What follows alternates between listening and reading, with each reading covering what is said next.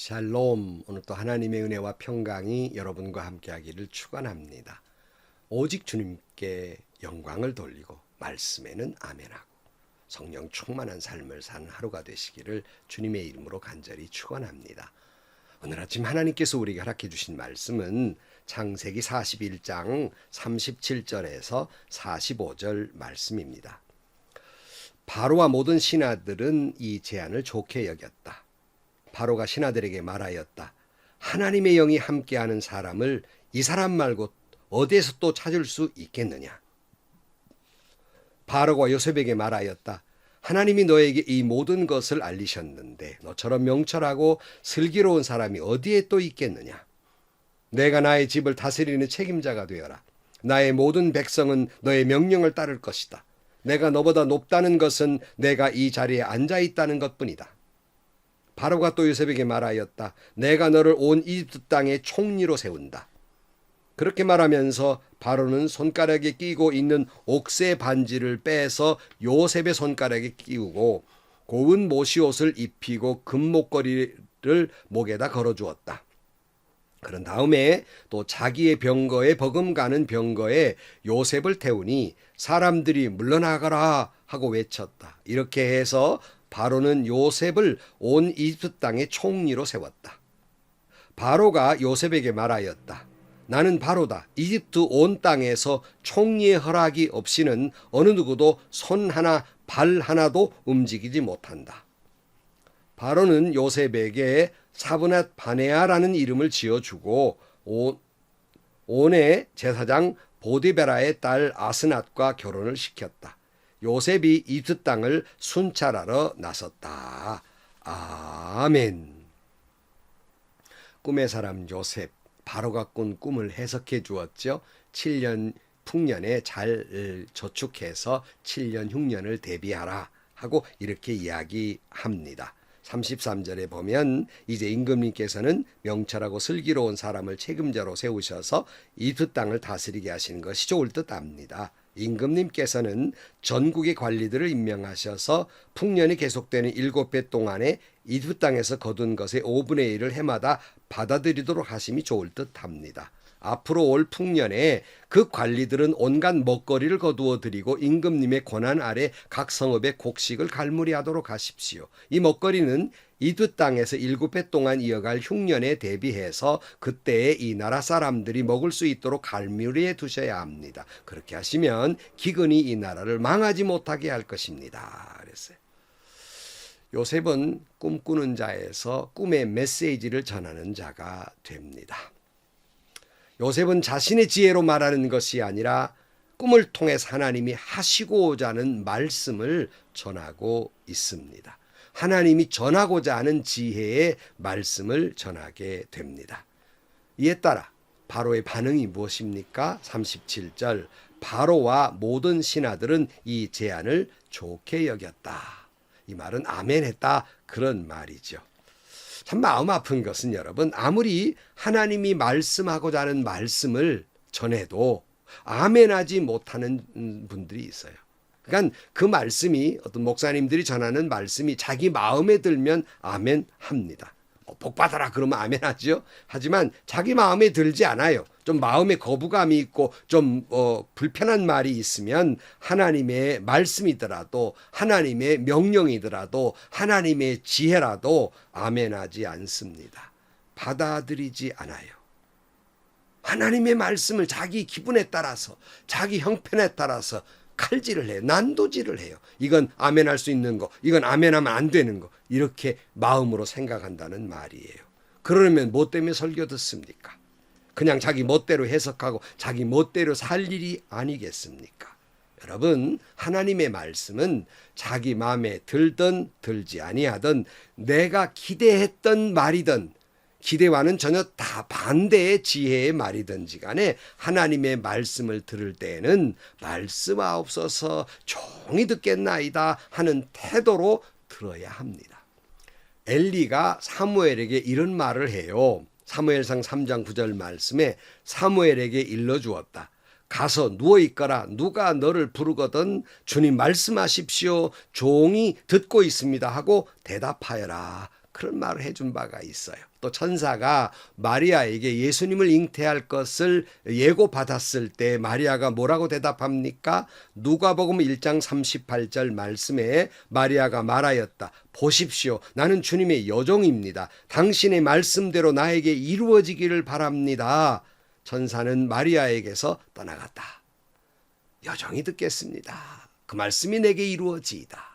여러분, 이것이 바로 주님의 말씀을 듣는 성도의 태도입니다. 성도들은 이런 태도로 말씀을 들어야 합니다. 마음을 처음부터 들을 자세가 이런 마음을 가져야 한다는 거예요. 영적 자세가 이래야 된다는 거예요. 지금 하시는 말씀은 저에게 주시는 말씀이고 그 말씀이 내 마음에 들든 안 들든 그 말씀이 내 기대했던 말이든 아니든지 그 말씀이 무슨 말씀이든지 아멘으로 듣겠습니다. 그 말씀이 내게 그대로 이루어지이다. 그 약속은 반드시 이루어질 줄로 믿습니다. 하나님이 하시고자 하는 말씀 내게 하옵소서. 이런 마음으로 들어야 한다는 것이에요. 오늘 본문 38절 바로가 신하들에게 말하였다. 하나님의 영이 함께하는 사람을 이 사람 말고 어디에서 또 찾을 수 있겠느냐. 바로가 요셉에게 말하였다. 하나님이 너에게 이 모든 것을 알리셨는데 너처럼 명철하고 슬기로운 사람이 어디에 또 있겠느냐 그랬어요. 바로가 요셉을 하나님의 영이 함께하는 사람, 다른 말로 말하면 하나님의 영이 충만한 사람이란 말이에요. 이런 다른 말로 오늘 우리에게 뭐라고 그래요? 이런 사람을 성령 충만한 사람이라고 말합니다. 바로 여러분은 이처럼 성령 충만한 사람들이 되시기를 주의 이름으로 축복합니다. 여러분이 늘 하나님 앞에서 하나님의 영이 가득한 사람으로 살아야 한다는 말씀입니다. 그러나 일반적으로 사람들은 어떻게 살아요? 세상의 영, 다른 말로 말하면 사탄의 영, 인간적인 영, 세상적인 영으로 가득한 삶을 살아. 이것이 믿는 사람과 믿지 않는 사람의 다른 점이에요. 로마서 8장 5절 말씀에 육신을 따라 사는 사람은 육신에 속한 것을 생각하나 성령을 따라 사는 사람은 성령에 속한 것을 말합니다. 육신에 속한 생각은 죽음입니다. 그러나 성령에 속한 생각은 생명과 평화입니다. 그랬어요. 대부분의 사람들은 나름대로 똑똑해요, 유능해요, 유명해요. 그러나 모든 사람들의 생각 속에는 그건 언제나 육신적이고 세상적이고 인간적이며 경험적인 생각뿐입니다. 그런 사람들은 결국 죽음밖에는 남지 않아요. 그러나 우리 믿는 사람들은 하나님의 생각으로 가득 차 있어요. 하나님의 영으로 가득 차 있어요. 그런 사람하고 대화해 보셨습니까? 그런 사람과 대화해 보면 인간적인 면이 보이는 것이 아니라 하나님이 보여요. 예수님을 느껴요. 하나님의 생각, 하나님의 그 뜻이 보여요. 이런 사람은 늘 하나님이 지배하는 사람, 성령이 이끄는 사람, 그런 사람, 성령 충만한 사람입니다. 이렇게 하나님의 영이 가득한 사람이 하나님의 일을 하게 되고요. 세상의 영으로 가득한 사람은 사탄의 일을 하게 되는 것입니다. 여러분, 하나님의 가득한 사람에게 뭘 줘요? 명철과 지혜를 줍니다. 그래서 예수님께서 제자들에게 이렇게 말씀하시죠. 누가복음 12장 54절 말씀에 예수께서 무리에게 말씀하셨다. 너희는 구름이 서쪽에서 이는 것을 보면 소나기가 오겠다고 서심지 않고 말한다. 그런데 그대로 된다. 또 남풍이 불면 날이 덥겠다고 너희는 말한다. 그런데 그대로 된다. 위선자들아, 너희는 땅과 하늘의 기상은 분간할 줄 알면서 왜 이때는 분간하지 못하느냐? 영이 충만하지 않기 때문에. 바라기 너른 모두가 성령 충만해서 시대를 분별하는 능력, 하나님의 영으로 가득 차기를 축복합니다. 로마서 12장 2절 말씀에 바울은 이런 말을 해요. 로마 12장 2절에 여러분은 이 세대의 풍조를 본받지 말고 마음을 새롭게 함으로 변화를 받아서 하나님의 선하시고 기뻐하시고 완전하신 뜻이 무엇인지를 분별하도록 하십시오. 그랬어요. 그러니까 우리는 하나님께 이 시대와 이 모든 걸 영적인 통찰력과 지혜를 주도록 성령께 구해야 합니다.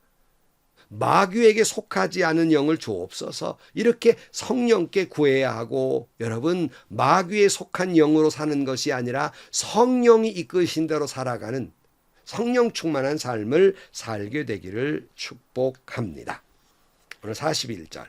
바로가 또 요셉에게 말하였다. 내가 너를 온 이집트 땅의 총리로 세운다. 그렇게 말하면서 바로는 손가락에 끼고 있는 옥새 반지를 빼서 요셉의 손가락에 끼우고 고운 모시옷을 입히고 금목걸이를 목에다가 걸어주었다. 그런 다음에 또 자기 병거에 버금가는 병거에 요셉을 태우니 사람들이 물러나가라 하고 외쳤다. 이렇게 해서 바로는 요셉을 온 이집트 땅의 총리로 세웠다. 하나님의 꿈을 안고 사는 요셉, 하나님의 꿈을 전하는 요셉, 하나님의 지혜를 전하는 요셉. 미움을 받고 노예로 끌려가고 억울한 옥살이를 하는 환경 속에서도 하나님을 섬기며 사람을 섬기며 충성을 다했던 요셉. 그가 노예로 끌려왔지만 그는 이집트의 총리가 되게 됩니다. 하나님이 그렇게 하신 것입니다. 이것은 여러분, 나 같은 인간이 하나님의 은혜를 입어서 예수를 믿게 되고 하나님의 자녀가 되고 그리고 하늘의 유상을 받고 영원한 면류관을, 영광의 면류관을 쓰게 된 것이 어찌 요셉이 이집트에서 총리 되신 것과 비교할 수 있겠습니까? 내가 구원받은 은혜와 축복과 놀라운 기적은 요셉이 노예로 끌려가 총리가 되는 것과 비교할 수 없는 영광스러운 일이에요. 우리는 이 요셉의 사건만 야 대단하다가 아니라 정말 우리에게 이보다 더 귀한 엄청난 사건이 있음을 기억해야 합니다. 나 같은 죄인이 하나님의 자녀가 됐어요. 요셉이 총리된 것과 비견될 수 있겠습니까? 비교도 안 되는 놀라운 영광이지요. 이 기쁨과 이 감격으로 살아가고 늘 말씀드리지만 이 기쁨과 이 감격으로 예배드리고 하나님께 영광을 돌리는 삶을 살게 되기를 주의 이름으로 축복합니다. 44절 바로가 요셉에게 말하였다. 나는 바로다. 이집트 온 땅에서 총리의 허락이 없이는 그 어느 누구도 손 하나 발 하나도 움직이지 못한다. 바로는 요셉에게 사브낫 바네아라는 이름을 지어주고 온의 제사장 보디베라의 딸 아스낫과 결혼을 시켰다. 요셉이 이집트 땅을 순찰하러 나섰다 그랬어요. 요셉 노예로 끌려갔지만 대단한 권력과 그리고 가정마저 이루게 됩니다. 그는 어떤 환경 속에서도 원망하거나 불평하지 아니하고 오히려 그는 낮은 자세로 그런 고통 속에서 겸손했고요. 늘 사랑했고요. 늘 섬겼고요. 늘 충성을 다했더니 하나님이 그를 높여주셨습니다. 야고보 4장 6절 그러나 하나님께서는 더 큰 은혜를 주십니다. 그러므로 성경에 이르기를 하나님께서는 교만한 자를 물리치시고 겸손한 자들에게 은혜를 주신다 하고 말합니다. 빌립보 2장 5절 여러분 안에 이 마음을 품으십시오. 그것은 곧 그리스도 예수의 마음이기도 합니다. 그는 하나님의 모습을 지내셨으나 하나님과 동등함을 당연하게 생각하지 않으시고 오히려 자기를 비워서 종의 모습을 취하시고 사람과 같이 되셨습니다. 그는 사람의 모양으로 나타나셔서 자기를 낮추시고 죽기까지 순종하셨으니 곧 십자가에 죽기까지 하셨습니다.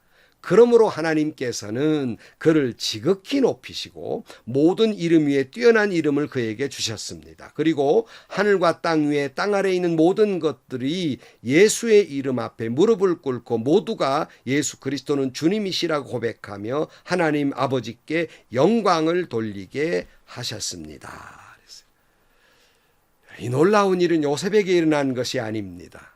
주의 마음을 품고 겸손히 사랑하고 섬기는 자에게 이런 일이 일어나게 될 것입니다. 하나님의 영으로 충만한 자에게 이런 놀라운 기적과 축복이 일어나게 될 것입니다. 하나님의 영광만을 위해 살아가는 자에게 이런 은혜와 축복이 임하게 될 것입니다. 어제도 제 아내와 이런 대화를 나눴어요. 나는 목회하면서 자식보다 가족보다 언제나 주님의 일이 더 우선이었고 교회의 일이 더 우선이었고 성도가 더 우선으로 살아왔는데 내가 잘못 살아왔나? 요즘 젊은 목회자들을 보면 주님의 일보다 교회의 일보다 성도의 일보다 가족이 우선이고 가정을 더 중요하게 여기는 것 같은데 나는 그것이 잘못됐다는 말이 아니라 그와 반대되는 모습으로 살아온 내가 뭔가 좀 잘못 살아온 건가? 요즘 내가 어찌 자괴감이 드네.